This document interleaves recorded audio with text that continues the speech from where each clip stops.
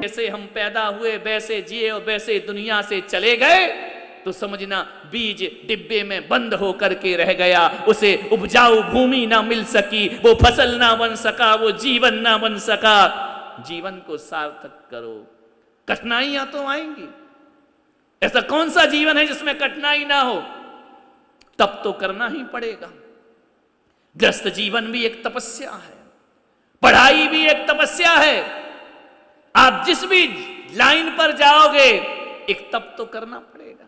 ये हमारे देवशाली जी बैठे हैं, दूध के पैकेट बेच बेच कर घर में 2-2, 4-4 पैकेटों से दूध शुरुआत करने के बाद आज उन्होंने अपना एक स्थान बनाया, हजारों लीटर दूध वह यहां से बेचा। सोच, छोटे छोटे लोग तो धीरे धीरे धीरे धीरे ऊंचाइयों को प्राप्त कर लिया करते हैं। ध्यान रखना, लगन पूरी होना चाहिए। यदि लगन पूरी होगी और लगन के साथ यदि काम किया जाए, संभावनाओं को जन्म दिया जाए। जब ये धरती यहां बंजर पड़ी थी, जहां घास फूस उगा करते थे, जहां पशु आकर के घास खाया करते थे, पत्ते जुरमुट यहां पर लगे रहते थे, जंगल में वातावरण था।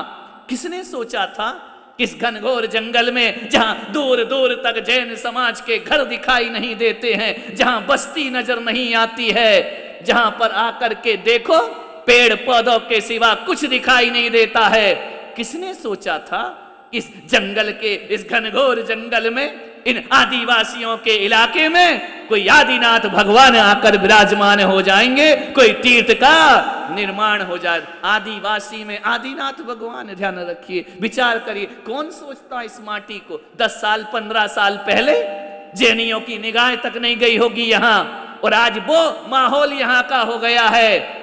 पूरे हिंदुस्तान के जैनियों की निगाह यहां पर हो गई है। जो देखो, चलो जिन शरणम चलते हैं, चलो तीर्थ में चलते। अभी कल एक फोन आया झारखंड से, विचार करिए, एक हिंदू व्यक्ति, उसने यूट्यूब में मेरे प्रवचन सुने, और प्रवचन सुनने के बाद इतना प्रभावित हुआ इन विधानों से, उसका फोन आया कि मैं जैन नहीं हूं, क्या मैं एक कलश ले सकता हूं?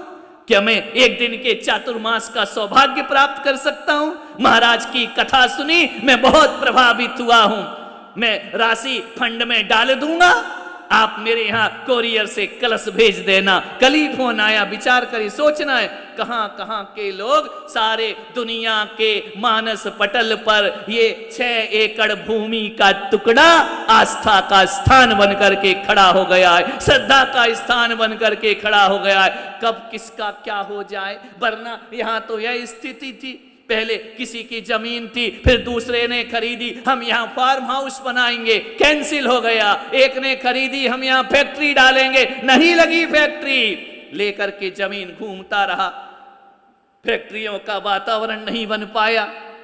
कितनों ने जमीन ली, उससे ली, उससे ली, उससे ली, लेते गए, लेते गए, लेते गए। भगवान ने जिसने जिस इरादे से जमीन ली, भगवान ने सब कैंसिल कर दिया। नहीं, कोई फार्म हाउस नहीं बनेगा, कोई खेती नहीं होगी, कोई यहां पर फैक्ट्री नहीं डलेगी। बोले क्यों? क्योंकि भगवान जानते थे यहां तो जिन शरणम जैसा तीर्थ खड़ा होना है, इसलिए किसी और को सफल ही नहीं हुआ वो व्यक्ति। कितने लोग बेचते गए, पटेलों के हाथ में जमीन आ गई, हर्षद मेहता के हाथ में जमीन आ गई, कितनों के हाथ में जमीन आई। जाकर के मालूम था ना, जिन जिन ने जमीन के दावे ठोके वो दुनिया से विदा हो गए, क्योंकि यहाँ जमीन नहीं, सबसे बड़ा जमींदार भगवान पारसनाथ आकर के यहाँ पर आज आप और हम इन संभावनाओं को साकार कर रहे हैं, हम कर रहे हैं, पाएगा फल कोई और। ध्यान रखना, तुम भी चले जाओगे, हम भी चले जाएंगे, हैं जितने लोग बैठे हैं सबका अपना अपना नंबर आएगा, दुनिया से विदा हो जाएंगे, हम चले जाएंगे, लेकिन हमारी आस्थाओं के ये मंदिर हजारों हजारों वर्ष यहाँ खड़े होकर के जैन शासन की जय गाथा का गान करते रहेंगे। ये संभावना है। कौन कहता था कि मिट्टी में परमात्मा प्रकट हो जाएगा? ध्यान रखिए, यहाँ भव्य जिनालय बनेंगे, यहाँ बैठ कर के बताइए, सोचिए, यहाँ बैठकर कोई इतना पुण्य कमाएगा, इतनी आराधना करेगा, इतने विधान होंगे, ये माटी ने भी अपनी जिंदगी में कभी सोचा नहीं होगा। ध्यान रखिए, जिंदगी है ये, कब किसके हवाले हो जाए, कब कौन शिल्पी मिल जाए, कब किसके हाथों से क्या होना है कह नहीं सकते हैं। ध्यान रखिए, बाबा किससे क्या कराएगा आप और हम कुछ नहीं जानते हैं।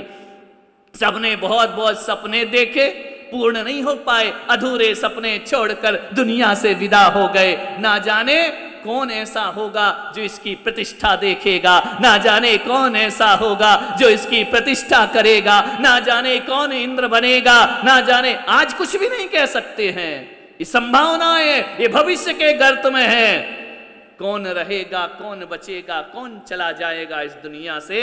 आज हम धन्य हैं, सौभाग्यशाली हैं कि यहां बैठकर परमात्मा की आराधना और अर्चना कर रहे। इस सौभाग्य को पहचानो, ये तुम्हारी वैल्यू है, ये तुम्हारा जीवन अनमोल है।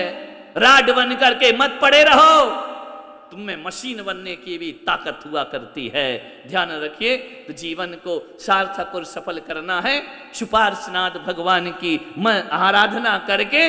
जैसे भगवान इंसान से भगवान बनकर चले गए, बनारस में जन्म लिया सुपार्श्वनाथ स्वामी ने, सब में शिखर से उन्हें निर्वाण की प्राप्ति हो गई। ध्यान रख, पार्स और सुपार्श दोनों बनारस में, काशी में पैदा हुए थे, काशी में इनका जन्म हुआ था। ऐसे हमारे सुपार्श्वनाथ भगवान की आराधना का सौभाग्य आपको और हमको प्राप्त हुआ है। आए बड़ी भक्ति भाव से भगवान को यहाँ पर अर्घ्य समर्पित करेंगे। 108 पाप होते हैं, समरम समारम आरम मन वचन काय और कृत कारित अनुमोदना। इनसे 108 प्रकार के पापों का आश्रय होता है। जिस शरीर से अभी तक हमने पापों का आश्रय किया है, आए यहाँ बैठ करके भगवान के पुण्य का आश्रय करे। और ऐसा पुण्य नहीं जो संसार का कारण हो, ऐसा पुण्य जो निर्वाण का कारण हो। ऐसे पुण्य की हम यहाँ पर अनुमोदना करें और अपने जीवन में उतारने का प्रयास करें। बोलो बोलो परमात्मा, तुम तो भगवान हो ना। पाप के विचार आते हैं कि नहीं? क्रोध क्या है? पाप है। आते हैं विचार? नहीं आते। तुम तो भगवान हो। यदि भगवान हो तो पाप के विचार नहीं आना चाहिए। आते हैं? शर्मा क्यों रहे? जोर से बोलो। नहीं आते तो हम तुम्हारी वंदना करें। आते हैं या नहीं आते? आते हैं। ये मन में पाप के विचार आना समरंभ है। उन पापों को करने की तैयारी कर लेना, साधन जुटा लेना, ये समारंभ है ना। कि आज मन हो रहा है कि इसको मारे, तो ये क्या हो गया? समरंभ मन में हो गया। काय से मारे? डंडा उठा के स्केल से मारे, ये समारंभ हो गया। और मारना शुरू कर दिया, ये आरंभ हो गया। आरंभ यानी प्रारंभ।